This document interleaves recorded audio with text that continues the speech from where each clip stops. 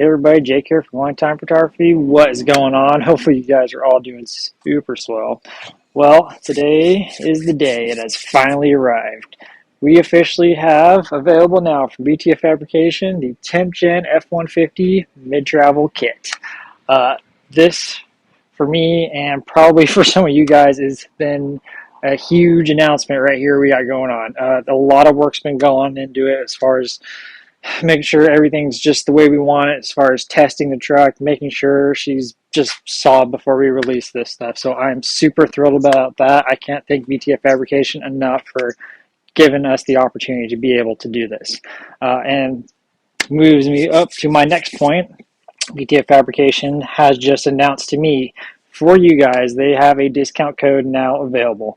So you guys are getting in on this action too, and I am super excited for this. So use code Clinetime. I'll put a link to BTS Fabrication's website in the video description below and get in on the action. They do all kinds of sweet parts, off-road stuff. You Ford, Toyota, Chevy. They do custom off-road fabrication, so a lot of really cool stuff. Local company, locally owned, and I can't thank them enough for this opportunity. So go on over there, check them out, get some sweet parts for your ride. But enough about that, guys. I'm super excited. Let's get into this and let's talk about some great stuff. I'm going to be telling you guys kind of like what we've done so far as the Ford's concerned, to be able to make this kit work, and then give you guys some really good insider details and stuff if you guys are thinking about doing something similar to your vehicle. So let's do it. Alrighty, so you guys know I absolutely have to do it. I am not a professional welder. I'm not a professional fabricator / guru / specialty type of guy. This is not my trade. This is not what I do for a living. So information I'm giving you guys is information that I found out myself, that I've gotten through other people, and that I'm giving to you guys now. So I'm going to leave it at that. But all right, let's talk about the suspension setup. So a lot of people have been asking about clearances and what kind of clearances you're getting with this suspension setup. So currently running a 285 75 R16 tire, we are getting about 13 inches of clearance from this cross member here, which I think is a pretty common measuring point, to the ground. That equates to probably, I think, about a 2-inch, 2.5-inch lift. There's some other factors that go involved with that, but it just depends on what you're trying to do individually for your setup. But yeah, so let's kind of talk a little bit about the suspension setup. So currently we are running the Fox 2.5 shocks. Now these current shocks, these are actually supposed to be from a 2018 to newer Toyota 4Runner or Tacoma. Now, essentially what we did is we slapped the shock in here, took off the mounting plate that goes up top, mounted it here, ran the reservoir, attached it there, and then brought it down and mounted it to the lower control arm. Now,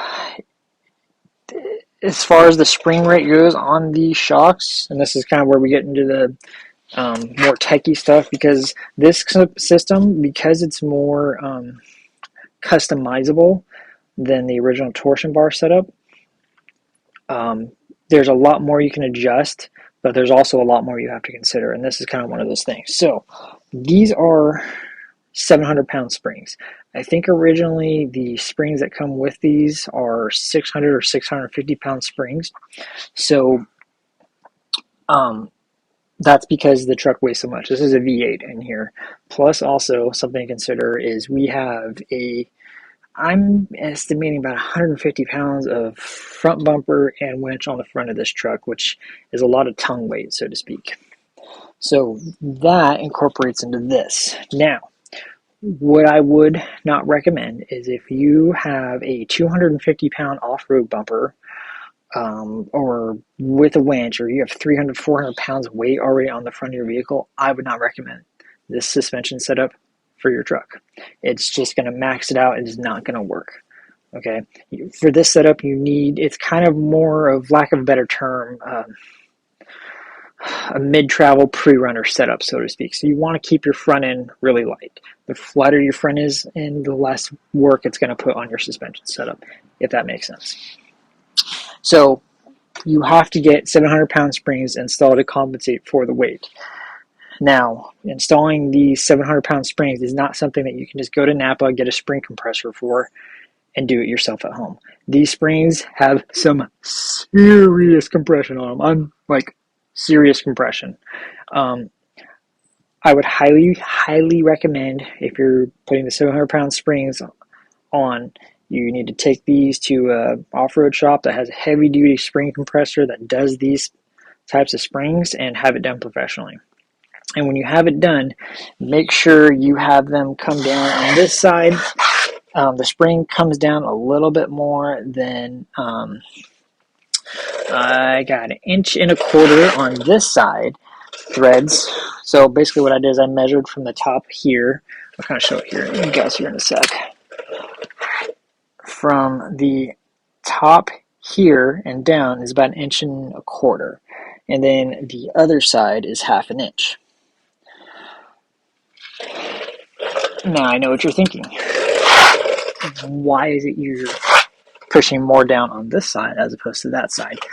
And I believe it's because of the transfer case. So the transfer case in this truck is slightly to the driver's side, which puts more weight on this side, which means you have to, again, coming into more of the technical stuff, you have to force more weight down on this side to compensate for the extra weight that's added on this side, if that makes sense. So use that for a ballpark range. Obviously, each truck's going to be a little bit different. You might have to adjust it a couple of times to get that perfect little sweet spot for you, but that's kind of what you're looking for. And you want, basically what you want is you want your truck to be level. You don't want your truck to be like this or sagging on one side or the other. You want it to be level, and that will really make this suspension setup perform a lot better. Talking about the Fox shocks, let's talk about that for a second. I'm going to give you a close-up on how these bad boys are running. So, basically, the shock comes down, like we talked about, mounts the lower control arm. If for whatever reason you do decide to go with a different shock, you are going to have some clearance things to consider. You need a shock that has a lower mount that is going to clear here and here. So that's where these shocks came into perfectly. If this boot was down to here, or this body was down to here, this would not work. So keep that in mind. And then, yeah. Also, too, talking about the resis. So we're going to talk about those for a second. So we have our mounts obviously right here. For the operator, we already talked about that. The resis we mounted here. Now, this isn't a bad place to mount them, but what we have kind of noticed is the tire does kind of come in actually a little bit on this side. Obviously, it's going to depend on what rims you're running, offset, everything like that. So that's something to kind of keep an eye on, is whether or not your tires are rubbing. It rubs more so on the other side. So I think what I might eventually do is take these guys and mount them over there, or try and mount them up there or something like that. So that's something that we are still playing with. Coming up to the top and talking about our towers. So these are the shock towers that BTF Fabrication sells specifically for this setup. You're obviously going to need to cut out your original shock mount. Center these towers up. That way you have a good alignment straight down with your lower control arm mounting points. You guys kind of see that. And basically make sure it's nice and centered. You're going to have a little bit more of a tighter space here on your right side than you would on your left side, so keep that in mind. This brake box that was right here initially that covers a lot of this space, they took out and basically just did a little mount that mounts it to the shock tower. And that way it gives us a lot more space here. And then they did the same thing right here, just a simple bracket that goes down to the frame. And then also they reinforced it here and here. You can see our reinforcement plate as well right here. And then, yeah, and then essentially now we kind of get into our upper A-arm. So these are the custom upper A-arms that BTF fabrications made specifically for this setup. They come out a little bit further than the other ones I had mounted on there from BTF.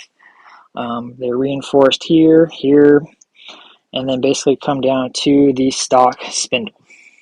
Now, obviously, what you want to make sure when you're mounting your resis is that you have plenty of space here, that your upper A-arms at full droop are not rubbing on your hoses, or especially too, making sure that your limit straps aren't rubbing on your hoses here. So I put this in here just as a little safeguard, just in case, to kind of protect the hoses, but as you can see, no problems.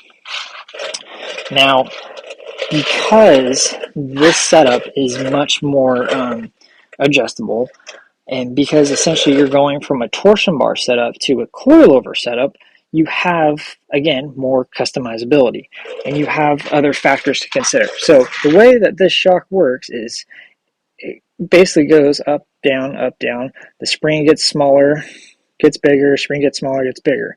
That is a lot of force that is extending and contracting.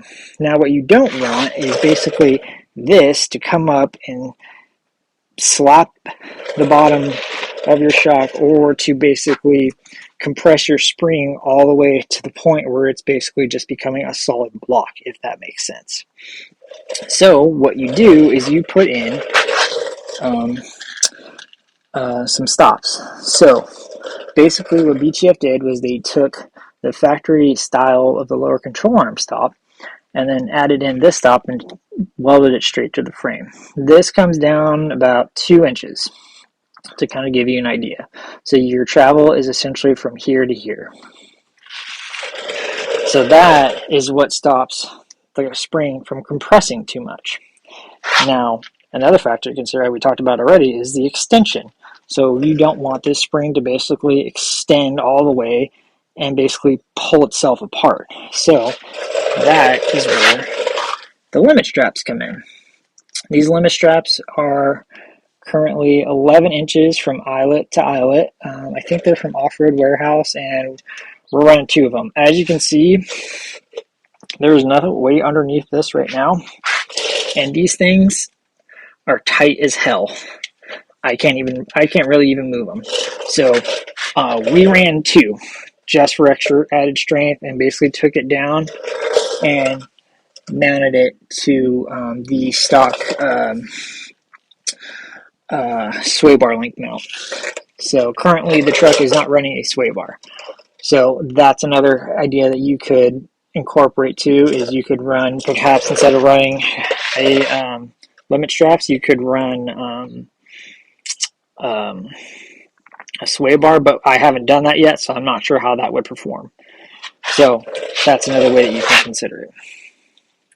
Now, as far as the setup goes, it's awesome. We're definitely loving the crap out of it. We've put about 5,000 miles on this truck so far, of various road, on-road, dirt applications, and everything like that. It's customizable. That's why I do also really enjoy having the adjusters, so we can adjust the suspension setup versus when we're on-road, off-road. I can make the suspension softer, stiffer. It all depends on what you want to do. Now, when it comes down to what you got to also pay attention of is your CVs. Now, currently we are at full droop on our CVs.